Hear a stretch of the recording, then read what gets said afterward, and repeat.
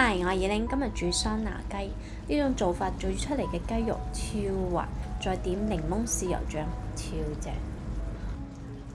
買咗半隻清遠雞，55蚊，洗乾淨之後瀝乾啲水分。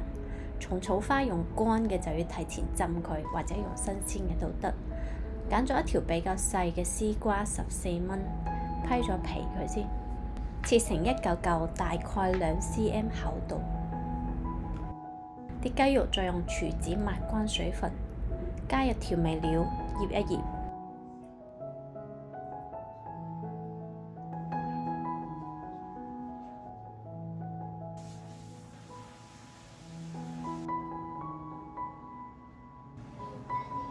攪拌均勻之後，醃佢15分鐘。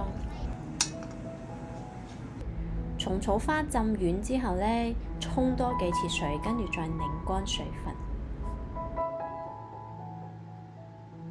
平底鑊熱鑊落油，將啲絲瓜鋪底，鋪2圈都唔緊要嘅。再灑上蟲草花，雞肉鋪面。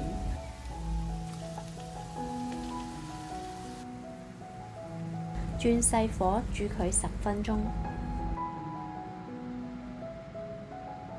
整一個檸檬豉油醬汁。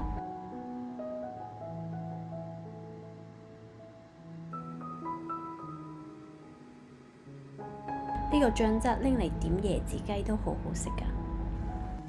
時間到，咁樣桑拿雞就煮好啦。呢種煮法睇起身平平無奇，但係啲雞肉點解食起身可以咁滑嘅呢？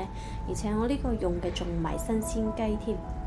求下你哋一定要試下，呢個雞肉真係超滑。週末去廣州旅行嘅時候呢，發噩夢喎，所以返嚟香港即刻去黃大仙拜拜。